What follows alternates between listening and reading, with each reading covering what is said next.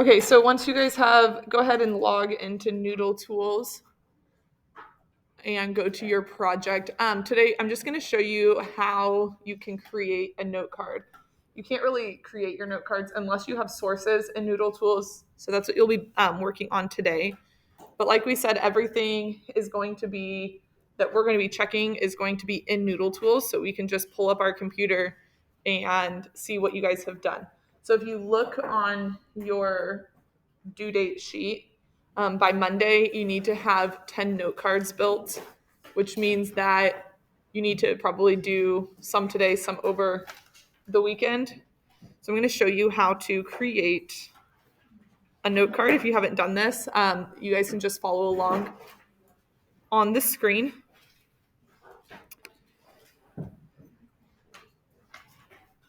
So when you click into your project, you'll see I have all of my sources here. These are just random sources. I have a pretend a pretend like research question at the top. But this is what you want to pay attention to here. So whatever source you want to go to, you are going to click on that. So if you're adding note cards, basically this is how you add notes about your source. If you want to add a note card about this journal here, okay, you're going to click on new.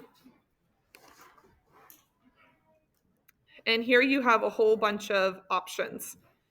If you know that there's something in your source that you want to use a direct quote from, you're going to add your direct quotes here. So you'll just add in direct quote.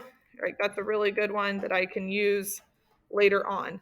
Here is the paraphrasing of your quote, or you can kind of add in your analysis.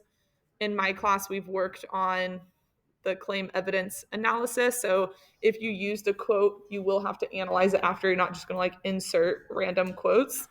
So you could type in your analysis. And then here, this is like your notes to yourself. So this is where I would put this helps with topic 1 of my thesis.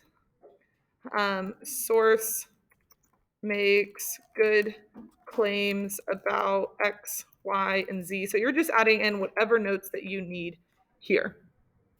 You can also title your note card.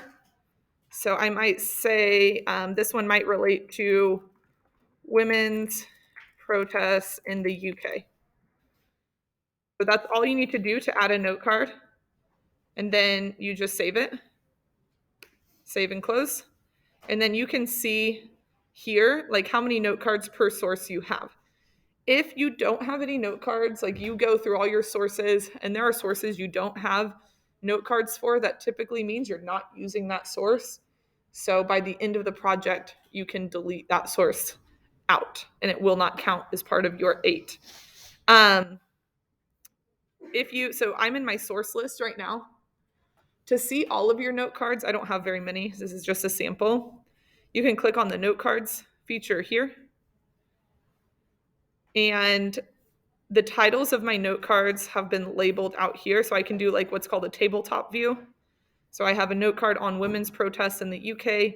I have a note card about impact on pay equality.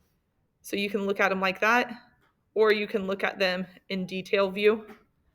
And you can kind of stack them together, like once you have multiple note cards. So we've talked in my class about the 3-part thesis. So if you're going to organize your note cards by fitting into the various parts of your thesis, then you could title them here. Like this could be like topic 1, and all the note cards that you need to relate to that topic can go there. And then you can create a new one, topic 2, etc. So again, basically what we'll be looking at on Monday is going to your source list and just making sure that you have 10 note cards. Okay, you can have a bunch of different sources and just a couple per source, or you can have 10 note cards on one source. Okay, so imagine like back in the day, we would have like hard copy sources and we'd have physical note cards, and that's what you would take notes on your sources. So this is the way for you to take notes on the sources that you're looking at. Questions about that? Along the way, that's why we're in here, we will